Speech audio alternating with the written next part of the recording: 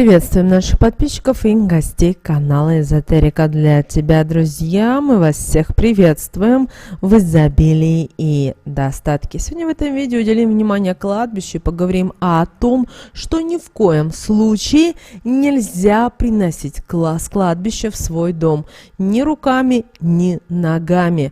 Дело в том, что это самое страшное, что вы можете сделать. И многие игнорируют этого и даже и не думают. Вы должны понимать и то, что кладбище – это мир мертвых. Не зря кладбища имеют ворота, имеют калитку и имеют определенные границы, за которые не стоит пребывать и приходить. Некоторые думают: ай, дай-ка я, чтобы быстрее, напрямик пройду. Помните о том, что этого делать нельзя. Для этого есть калитка, через которую вы должны пройти, и никак по-другому. Зашли и вышли. Кроме того, старайтесь посещать кладбище до 3 часов по вашему времени. Желательно вообще-то до обеда. Если не получается, то после обеда, но когда зашло солнце, ни в коем случае нельзя посещать кладбище от слова совсем. Также не старайтесь посещать кладбище и зимой, в зимний период, особенно если в вашем регионе есть снег. Да, другое дело, когда у нас идут похороны в зимний период, и вы пришли на кладбище. Это одно дело.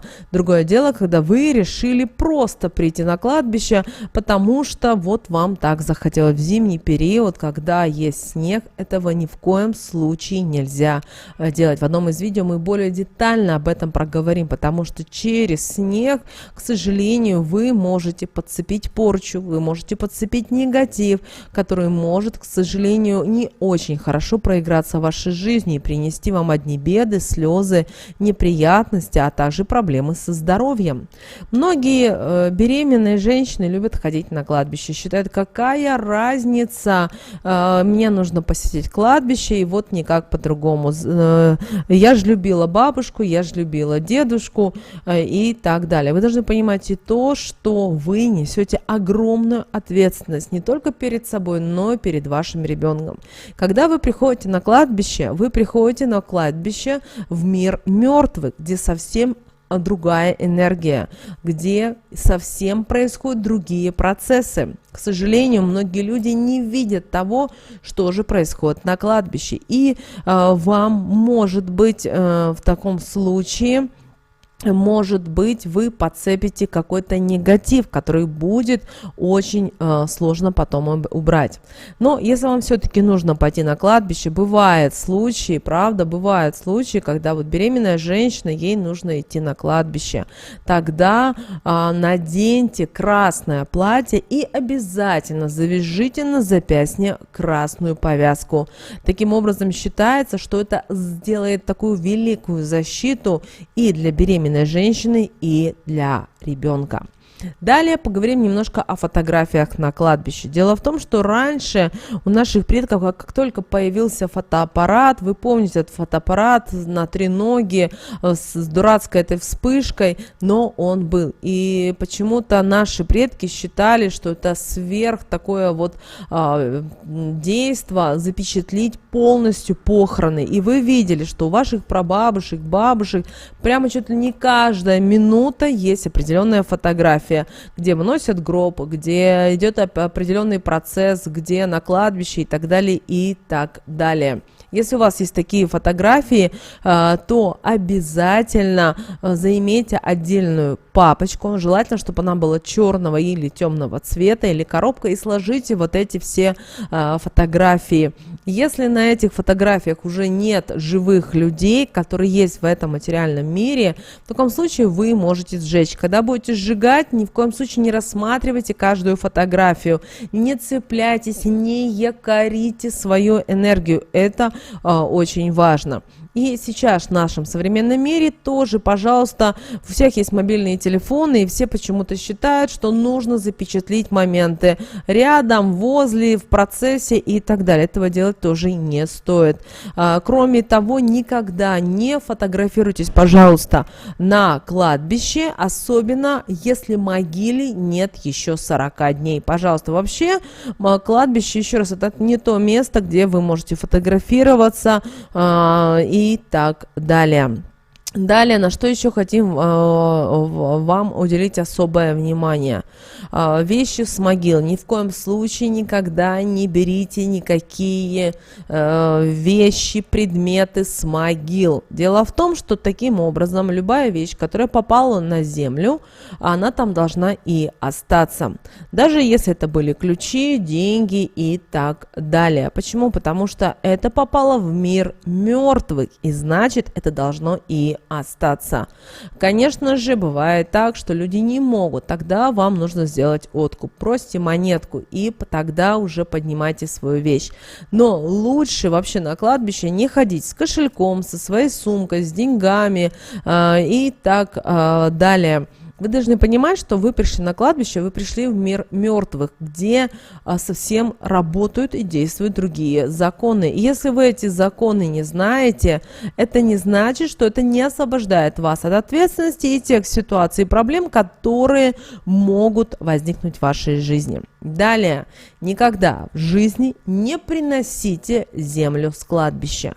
Ни руками. Бывает так, что есть люди, которые считают, что вот они должны взять буквально щепотку земли с кладбища и увезти ее в какое-то другое место. Не стоит и этого делать. Хотите взять землю, возьмите землю в том месте, где человек физически жил или где вы интуитивно почувствуете. Бывает это поле, бывает это земля у какого-то дерева. Вы на интуитивном уровне почувствуете, что вам эта земля нужна. Но та земля, которая находится на кладбище, это уже кладбищенская земля. И это самое страшное, что вы можете принести в свой дом и в свою жизнь. Потому что таким образом, когда вы несете вот эту землю, вы притягиваете не просто негатив в свою жизнь, вы притягиваете в свою жизнь часть вот этой вот мертвой энергии с кладбища. И последствия, к сожалению, могут быть достаточно плачевными.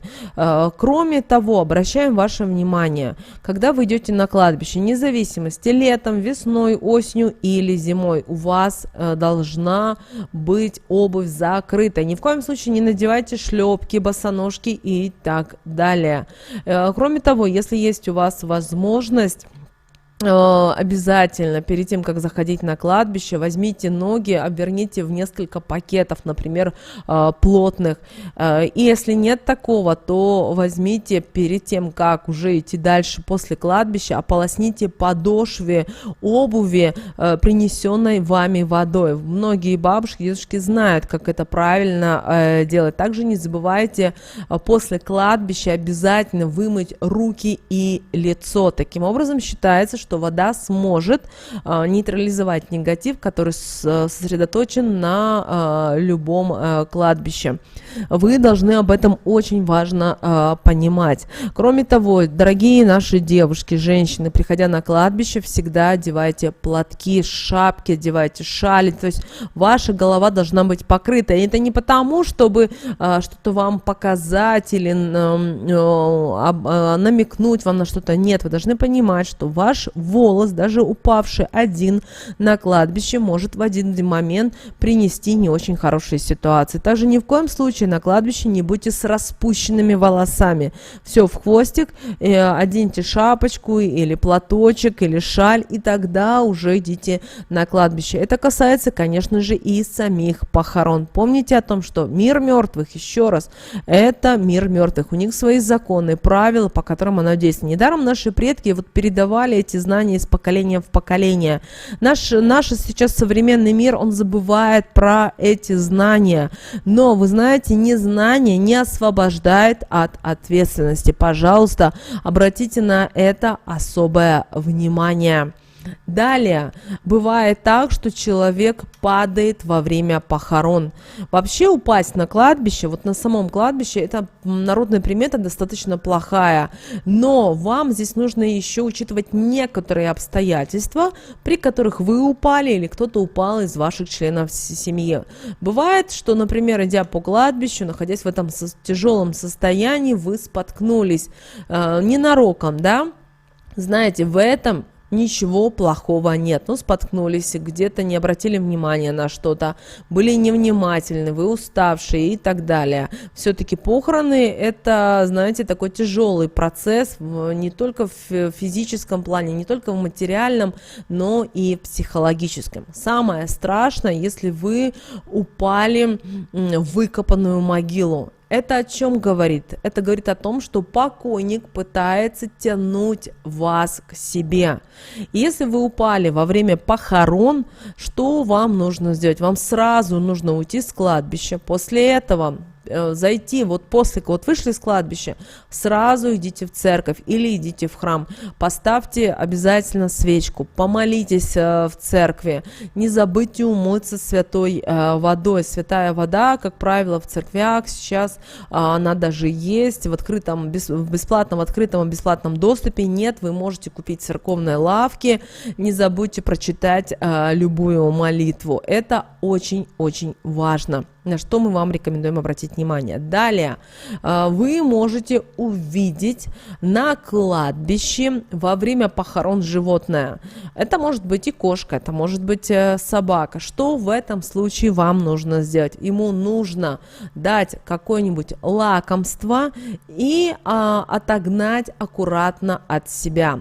О чем это нам говорит? Это говорит о том, что какая-то неупокоенная душа пытается к вам приблизиться, поэтому очень важно не допускать этого. Если у вас никаких нету лакомств, просто аккуратно отгоните от себя, не надо ее бить или, знаете, вот резких каких-то движений, нет, аккуратненько, делаем это все любя. Конечно, в таком состоянии, когда человек находится на кладбище, слово «любя» это, наверное, неправильное все-таки слово, но все же вам нужно понимать, что животные есть животные, и это чьи-то души, и таким образом ни в коем случае не допускайте этого. Дальше, на что еще мы рекомендуем вас обратить внимание. На могилу может прилететь птица. О чем же это в этом случае говорит? Это говорит о том, что умерший пытается дать какой-то вам знак. Дело в том, что считается, что в птиц могут вселяться души людей, которые что-то, например, не успели совершить при жизни, и прилетают они напомнить о незавершенном своем каком-то важном деле. Бывает так, что вы сразу можете и не понять, о чем речь, но это вы должны понимать, что это уже знак вам о том, что какое-то есть незавершенное важное дело. Даже если вы не знаете, вы должны в спокойной обстановке это обсудить с своими близкими, родными людьми, теми людьми, которые его хорошо знали. И вы знаете, ответ вы обязательно найдете. Также, возможно, вам через сны будет приходить какая-то информация.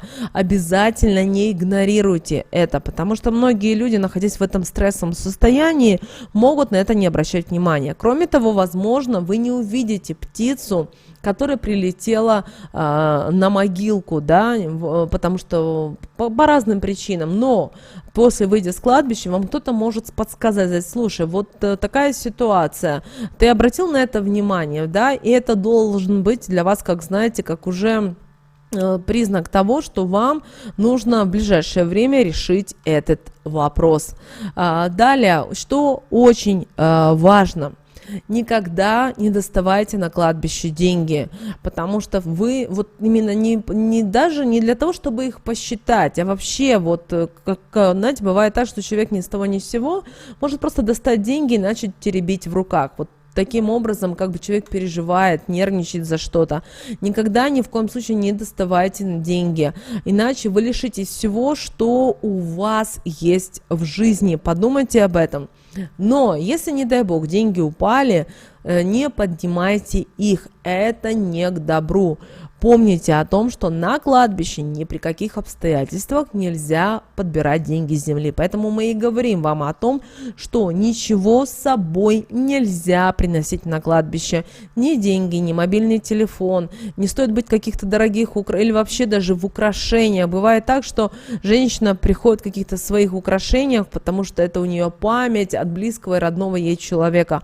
Этого тоже стоит не делать. Еще раз, на кладбище это не просто вы пришли к человеку, да, к могилке, но вы пришли в мир мертвых. Обращаем на это ваши девочки и мальчики особое внимание. Не игнорируйте эти правила, даже если сейчас в современном мире вам говорят, что на это не стоит обращать внимание и так далее, потому что есть, да, сейчас службы ритуальных услуг, но они там все завязаны на деньгах. Но есть знания, которые испокон веков передавались, но они забываются. Это нужно знать и помнить.